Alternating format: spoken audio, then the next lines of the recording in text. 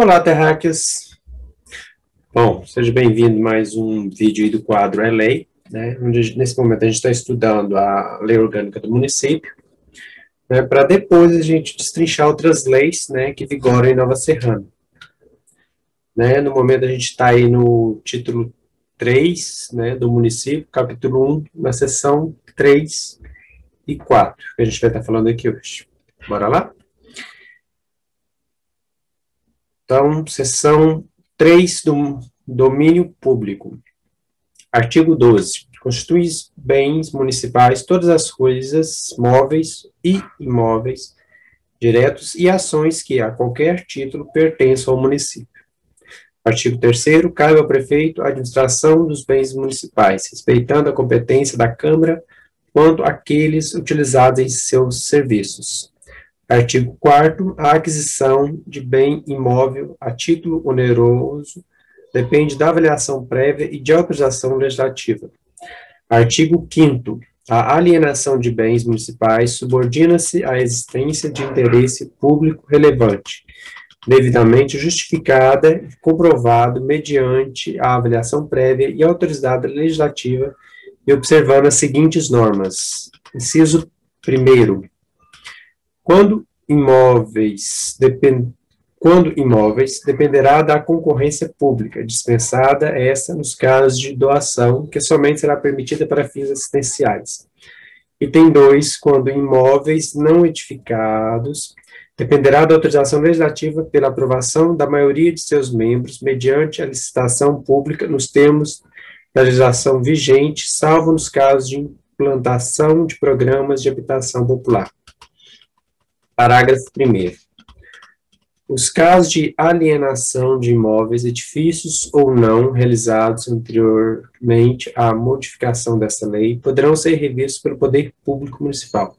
E caso não estejam cumprindo sua finalidade, deverão ser revertidos ao patrimônio público, com aprovação legislativa. São inalienáveis os bens imóveis públicos, edificados ou não, utilizados pela população em atividades de lazer, esporte ou cultura, os quais somente poderão ser destinados a outros fins se o interesse público o justificar e mediante autorização legislativa.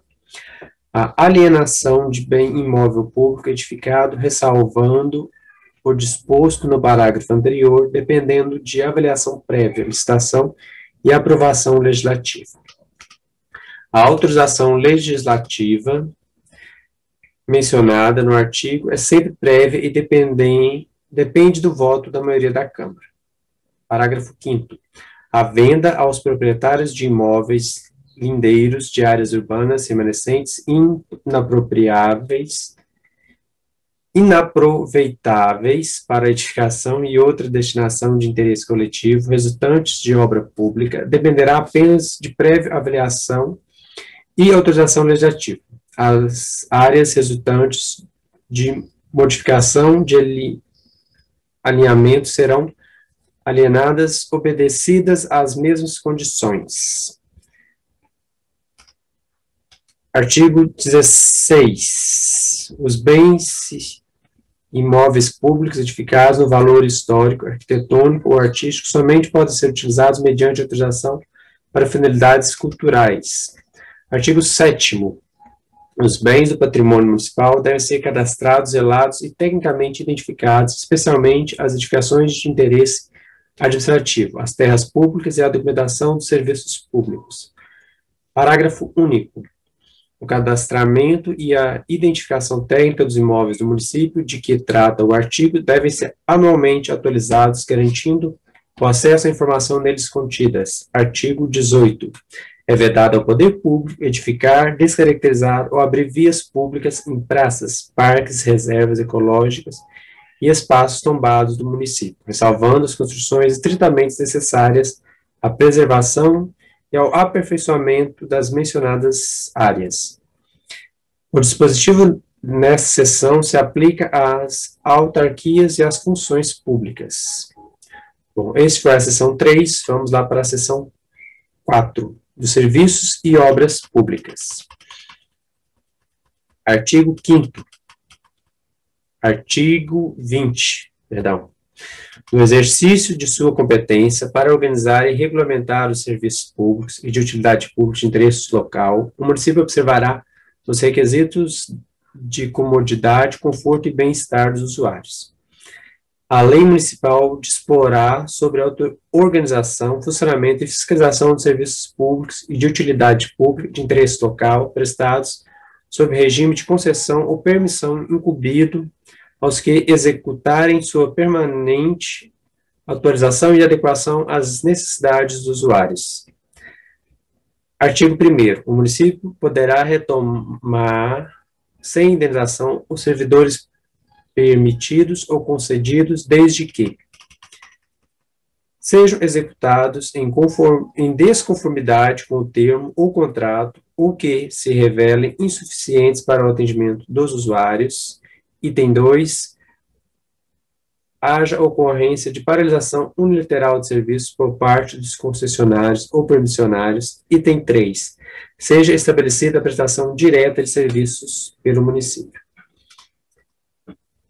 Parágrafo 2º.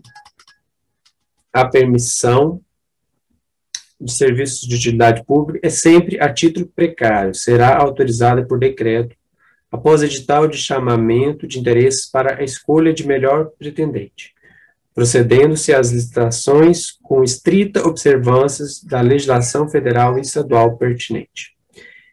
Parágrafo 3º. A concessão só será feita com autorização legislativa mediante contrato, observada a legislação específica de licitação e contratação.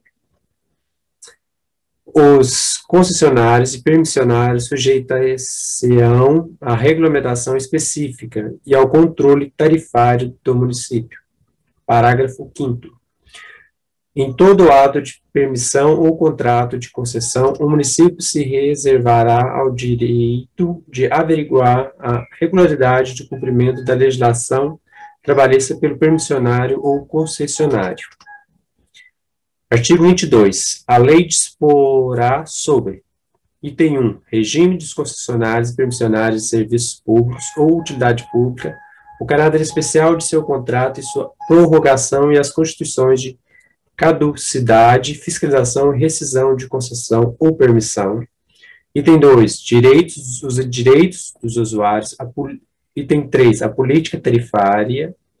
Item 4. A obrigação de manter o serviço adequado. Item 5. As reclamações relativas às prestações de serviços públicos de utilidade pública. Item 6. O tratamento especial em favor do usuário de baixa renda. Parágrafo único. É facultativo ao poder público ocupar e usar temporariamente bens e serviços na hipótese de iminente perigo ou calamidade públicas, assegurada indenização ulterior se houver dano. Artigo 23. A competência do município para a realização de obras públicas abrange: item 1. A construção de edifícios públicos. Item 2. A construção de obras e instalações para implantação e prestação de serviços necessários ou úteis à comunidade.